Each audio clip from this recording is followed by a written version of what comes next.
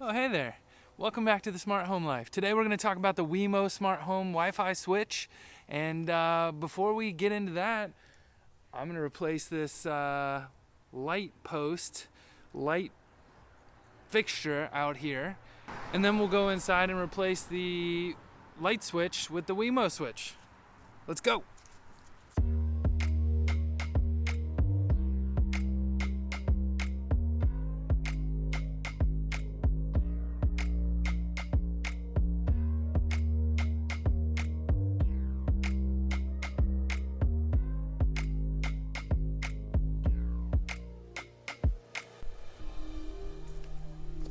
Okay, so before we get started though, I do have to say, I'm not an electrician, and you're probably not an electrician either. If you're not sure what you're doing, you should hire an electrician to do this stuff. I have worked under an electrician before. I know what I'm doing here. The power is turned off. If nothing else, make sure you turn the breaker off if you are gonna mess with this stuff. So, all right, let's replace it.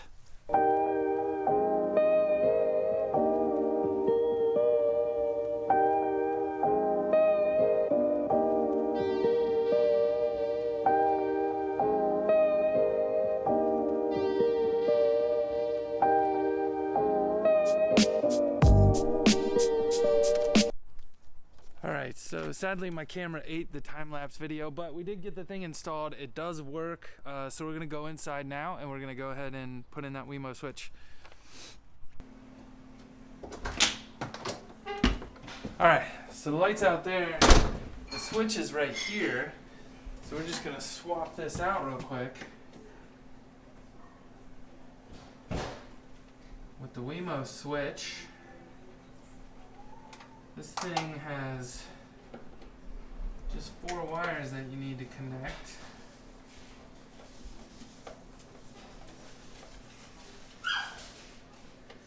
It is Wi-Fi, so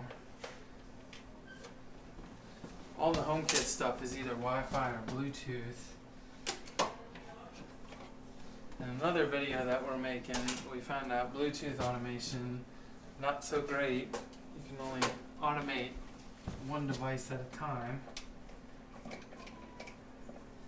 or one Bluetooth device per automation.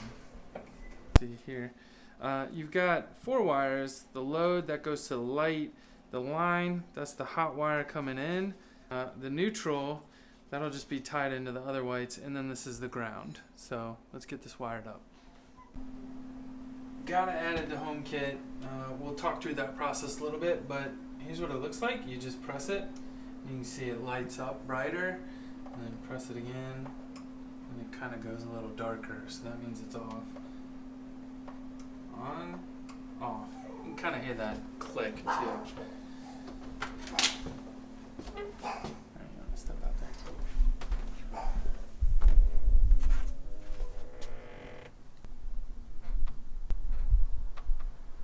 We got it in the wall. This plate just kind of snaps on, and we'll get it added to the Wemo app.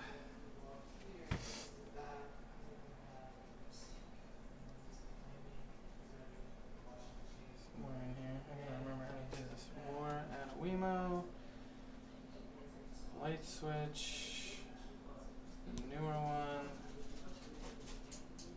Continue with setup. Yes, it's installed. It's blinking blue. I think that's the one we want.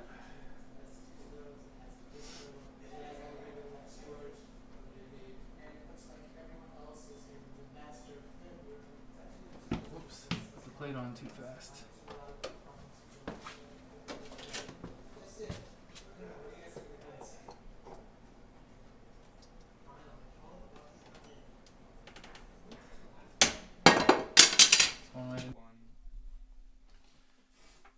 Okay, so we got the switch set up.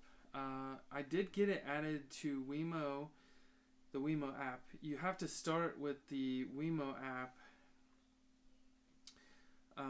and add it there. And once we got it added, the secret sauce is that you tell it to add it to the Wemo app, Then you have to switch to the Wi-Fi network that the Wemo is broadcasting. So it's like Wemo whatever.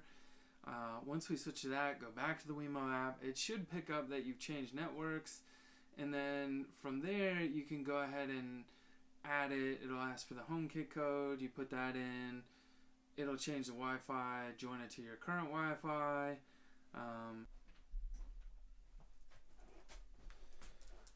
Alright, well, I don't know. I can't figure out why it won't join. This is the one thing I have found about the Wemo switches is the process just feels kind of finicky or doesn't work super well. It takes you a few tries to get it in. They do make a couple things. The dimmer was very easy to install. This was actually the first thing I installed. And so it's got like a touch sensor right here, and you can kind of like raise or lower using your finger. That's pretty cool. And it's got this little blue light on there. I don't think you can control that though from HomeKit.